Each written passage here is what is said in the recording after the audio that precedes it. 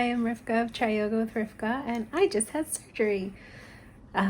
Here I am on the flip side of the surgery. Is it called day one? I don't know. It's interesting. They rushed me down this morning with the phrase, "Surgery waits for no one." And then I waited around for almost 2 hours.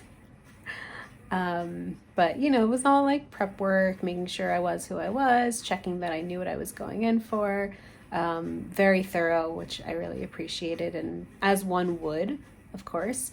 And then the last thing I remember was lying up looking at the ceiling as 8 people hovered over me to put me to sleep. And then next thing I knew, I woke up because of COVID-19. My husband wasn't able to be there right when I woke up. I think I was alone for about half an hour. I remember all the loopy things that occurred to me during anesthesia. There was one that I stuck in my mind. Must remember to tell my daughters.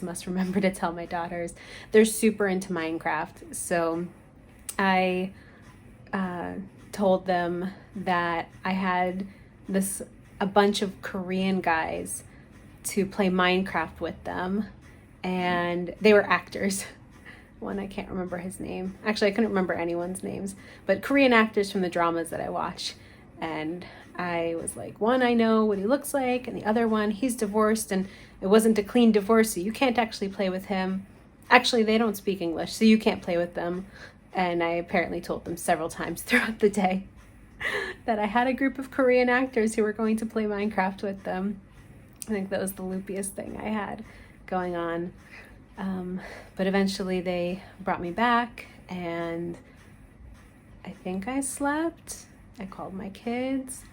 I don't know if it's the painkillers, but it doesn't hurt as much as I thought it would, and it doesn't hurt where I thought it would, at least for right now. Right now, when it hurts, it's on the side of my body, like between the armpit and on the arm. But I thought the place of the incision would hurt the most.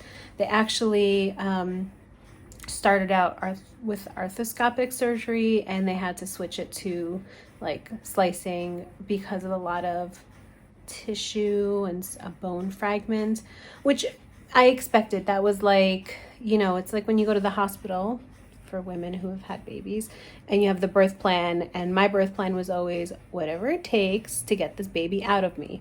So our plan B was always, if something would change, then this is what would be the second thing. Actually, the thing that hurt the most was they had to put a block in my arm for the blood, and so the blood coming back to my hand, it was really painful. It still tingles, it's still super uncomfortable, but that really, really, really hurt a lot. And that's actually frustrating me because painkillers are not helping with that. And it's only on the way home from the hospital today that I started feeling pain at the incision spot, which is where I expected the pain to be in the first place. But yeah, as a whole, I thought I was terrified of the pain. That was a primary concern, and it's not at all the level I expected. Maybe tomorrow it will be.